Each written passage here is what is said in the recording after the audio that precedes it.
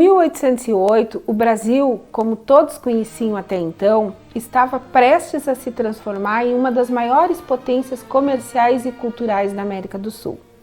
E a grande mudança veio do mar, em uma frota de navios fugitivos dos conflitos da Europa.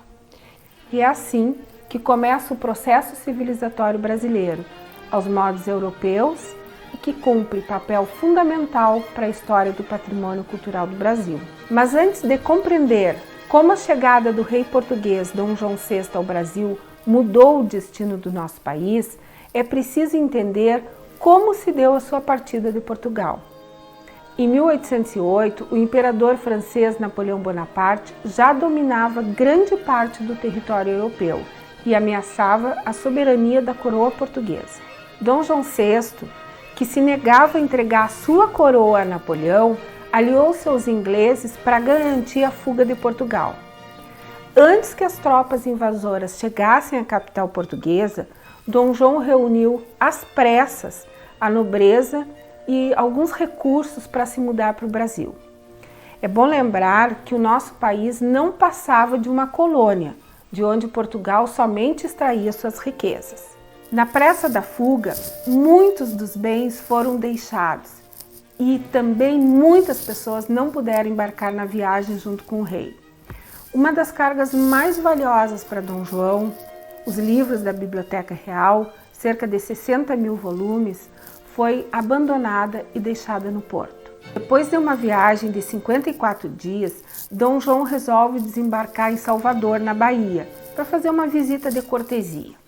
A cidade do Rio de Janeiro já havia sido escolhida como a capital do seu reinado, mas o local não tinha estrutura para abrigar tanta gente importante chegando de maneira tão repentina. Para abrigar cerca de 10 mil pessoas, alguns proprietários locais tiveram que ceder suas residências e outras propriedades acabaram sendo desapropriadas para servir de moradia aos portugueses que chegavam. Mas a principal preocupação do rei era dar condições para que a cidade do Rio de Janeiro, tão desprovida de serviços básicos, estivesse à altura de uma corte nos modelos europeus. Isso significava melhorar a infraestrutura urbana e criar um ambiente cultural importante. A organização da estrutura administrativa, que incluía ministérios, tribunais e diversos departamentos, era necessária naquele momento. Afinal, era preciso consolidar um lugar que desse suporte e honrasse o posto da nova sede do Império. Para construir o sentimento de pertencimento a uma nação, era preciso também introduzir uma cultura mais cosmopolita na colônia, para que todos da corte se sentissem em casa. Estava lançado o grande desafio para Dom João, um novo processo civilizatório com a manutenção do modo de produção colonial. A primeira residência de Dom João foi a edificação do Paço, a antiga moradia dos vice-reis da província. Em seguida, foi doado por um empresário, um grande traficante de escravos, Elias Antônio Lopes, o Palácio da Quinta da Boa Vista, em São Cristóvão, no Rio de Janeiro, onde hoje funciona o Museu Nacional da História Natural. Era no Palácio Imperial que se realizava a cerimônia do beijamão. As pessoas, independente da sua condição social, poderiam se comunicar com o monarca, momento adequado de prestar reverências e fazer um pedido. A cerimônia do beijamão permitia contato direto do monarca com o povo, algo bem diferente dos costumes europeus. Inovador. A imagem de um rei bobo, fraco, glutão e enganado pela esposa se opõe à de um estrategista que teve de vencer os adversários mais fortes para plantar a semente do que um dia viria a ser uma nação. Dom João VI foi o único monarca do seu tempo que nasceu rei e morreu rei. Para concretizar a mudança de patamar da colônia, Dom João declarou a abertura dos portos às nações amigas, podendo, a partir de então, comercializar direto com a Inglaterra sem intermediação de Portugal. Fundou escolas de ensino leigo e superior, escolas agrícolas, laboratório de análise química e academia militar. Também foi criada a Universidade de Medicina em Salvador e de Engenharia no Rio de Janeiro.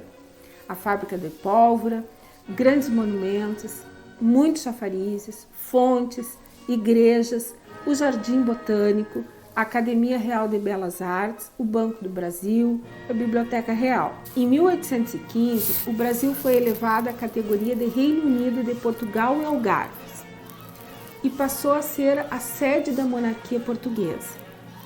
Houve a concentração de todas as funções administrativas e políticas internas e externas.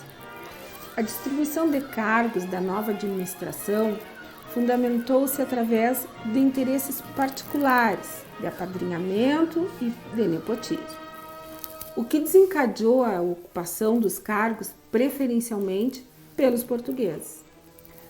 Dando continuidade ao processo civilizador aos modos europeus, Dom João VI iniciou a concessão de privilégios e títulos, criando a nobreza no Brasil.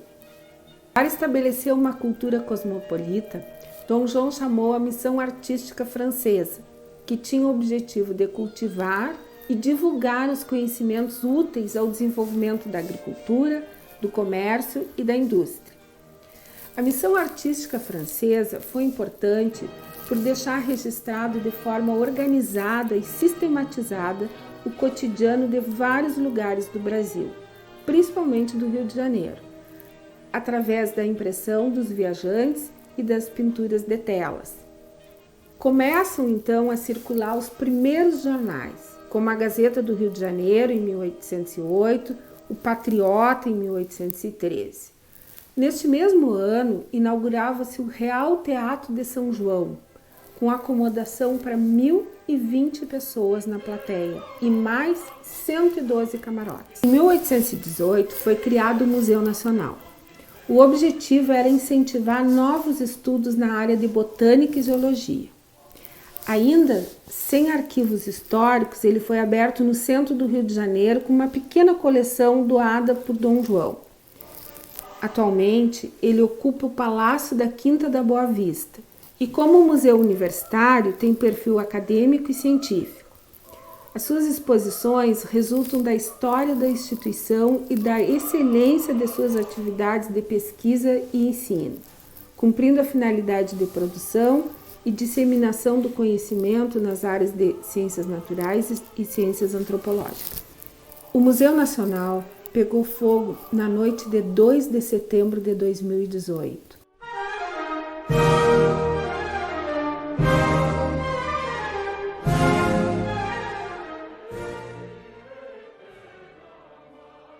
Destruindo quase a totalidade do acervo histórico e científico construído ao longo de 200 anos e que abrangia cerca de 20 milhões de itens catalogados. Além de seu rico acervo, também o edifício histórico que abrigava um museu e foi a antiga residência oficial de todos os imperadores do Brasil foi extremamente danificado com rachaduras e desabamento de sua cobertura, além de comprometimento da estrutura de toda a fachada.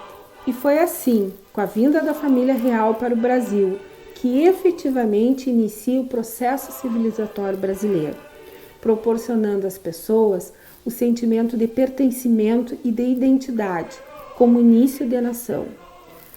Naquela época, no século XIX, Dom João construiu em 13 anos esse patrimônio cultural. No século XXI, nossa sociedade não se comprometeu com a história.